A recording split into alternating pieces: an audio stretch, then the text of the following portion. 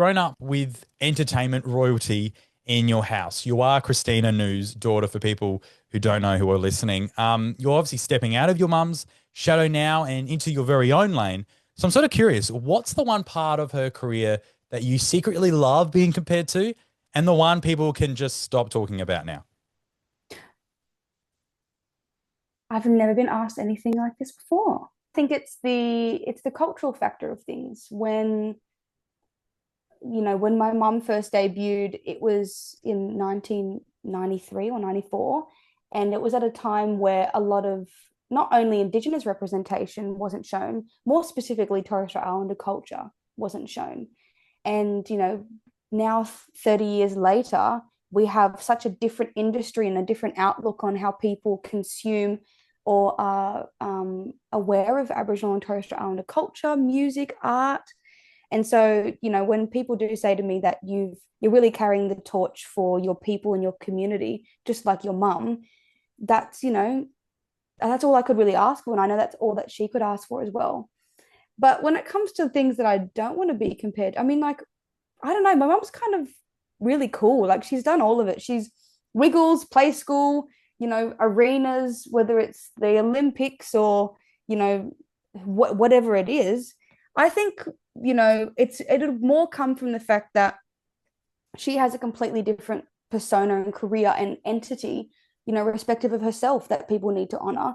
I think regardless of whether she was my mum, I think she would appreciate and respect me having my own career and people not, I guess, comparing women against each other. But I guess I'm her kid as well. I don't think she'd really want that Sure. because she raised me to be a certain way. But I do honor a lot of things with my mum as well.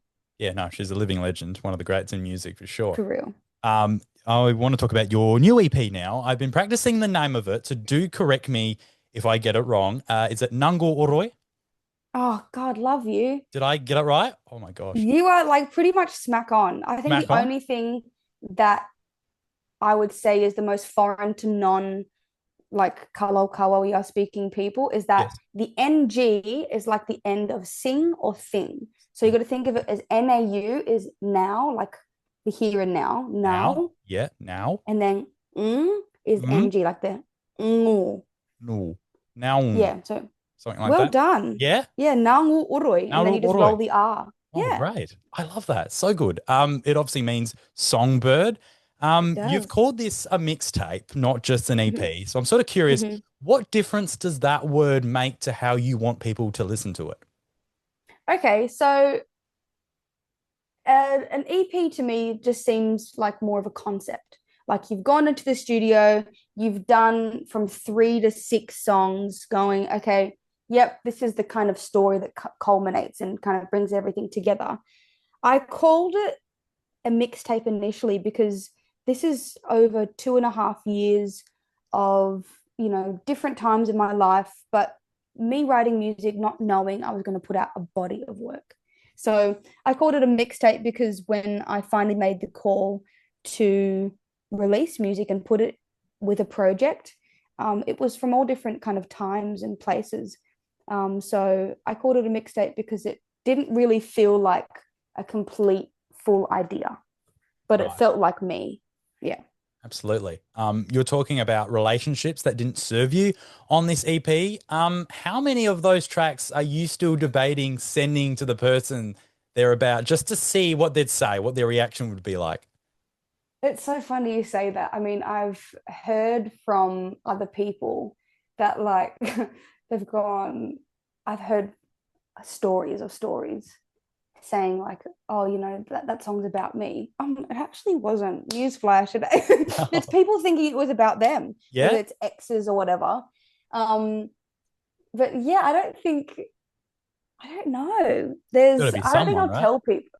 Mm. Yeah, I mean, it's even when I write songs that, and this is very common universally, is that you could be writing about a situation that's not necessarily like, romantic relationship, but then you end up using words like babe or baby because it's such a insanely commonly used word in songs as like a bridge kind of thing that bridges different lines together.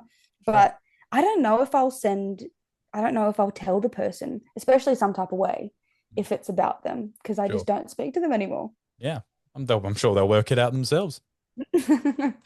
You said Consequences, song on the EP, was the moment you found your artist direction. Did you know Mm, that it was the one while recording, or did it only sort of hit you after you'd played it back 50 times? I think after listening to it over and over again, I actually parked it for so long. I parked it for like a year and a half, almost 2 years, because I was like just waiting for there to be something else or for me to write something better. But nothing actually felt as, I don't know, reminiscent of me in this time, or nothing felt as strong.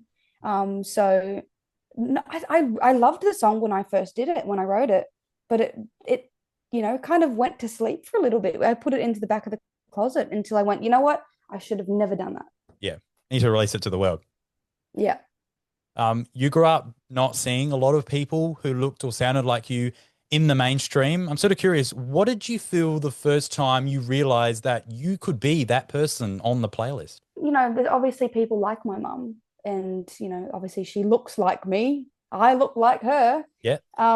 It was more so just in a world. I guess it maybe is to do with the Australian industry, how we don't. I guess we had the Jessica Mauboys, but there was never really this constant kind of influx of new female pop stars, especially in the Aboriginal and Torres Strait Islander communities. And I wouldn't necessarily say that I'm gonna be that person, because that's subjective.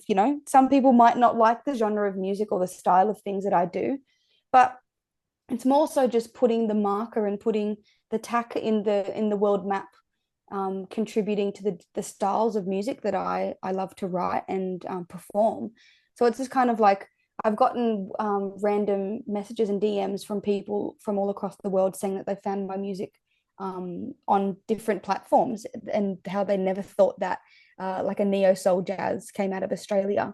And then they were asking me what culture I was a part of, which was even cooler. So it's kind of having those different moments that connect not only the genre of music, but who I am personally, to different people across the world. Allow me to geek out here if you don't mind, because I'm a massive radio nerd and I know that you've done Yes. Triple J hosting duties.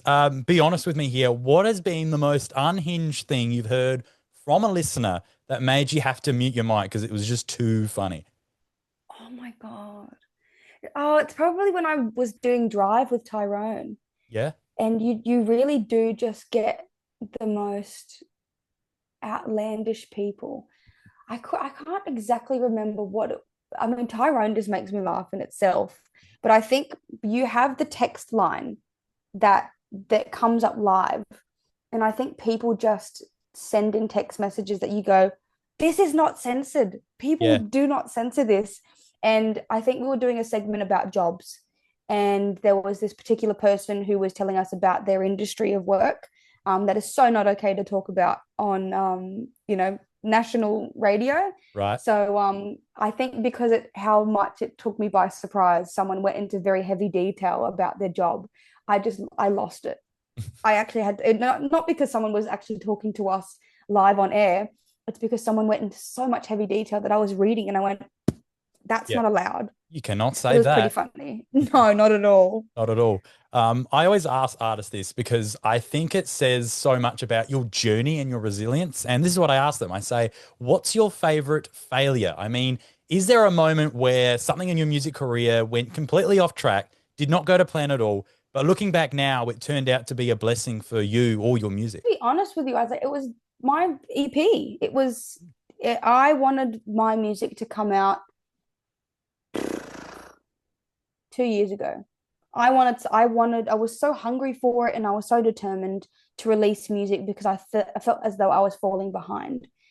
And alas, nothing came out of it. And I kept gigging and I kept pushing for the music to come out, but there just was, I guess, an energetic block. There was just something that was not allowing me to fulfill it. And so I'm really grateful that it took its time, or whatever blockages were in the way, so that I was actually ready for, this big rush of a new era and a new change in my life and career, to come at the time that I was ready. It's a beautiful And release. You should I be guess very proud. it wasn't necessarily a failure, but Mm. I felt like a failure because, I wanted my music to come out then and there. Yeah. But I'm so glad that I waited. Yeah. No, good things take time. Indeed. Zipporah, I've had an absolute great time chatting with you. You are so talented, a star, Thank you and so really much. appreciate you taking the time. No, thank you for having me. Thanks so much for talking, Isaac.